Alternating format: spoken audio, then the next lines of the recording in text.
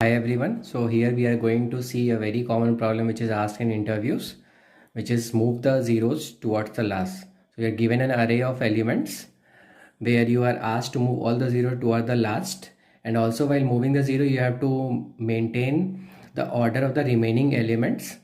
So what we are going to see is a very optimal way where we are going to use just two pointers to solve this in O of n time. So one pointer will just point to the last non-zero elements. So this is one index and other is the current. So we are just going to iterate the array.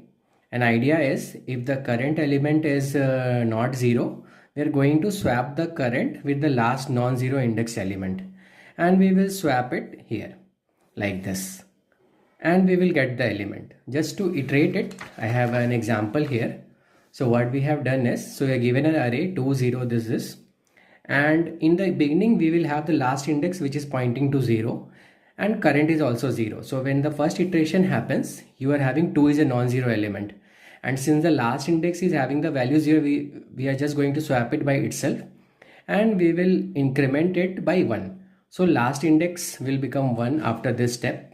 In the second step we get 0, so nothing will be done. In the third step we are going to get 1. So since 1 is non-zero, we are going to swap it and increment the last index. So last index is now 2, and our current state of the element is 2 1 0 0, and so on. So fourth step you are getting 0, so nothing will be done. In fifth also there is 0, nothing will be done.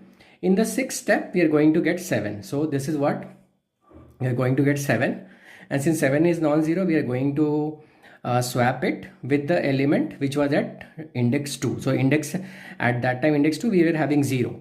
So now the current thing will be like 2 1 7 0 0 0 0 and 1, and your last index will have the value of 3. So the third element should be exchanged next time.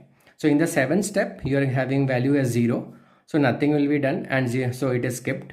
And in the final step, since you get 1 which is non-zero, what we will do, we will swap this 1 by the element which is at index 3, so which was 0, and this element is 1. So final step is this, where we get 2 1. So this is a sorted, so this is the arranged array.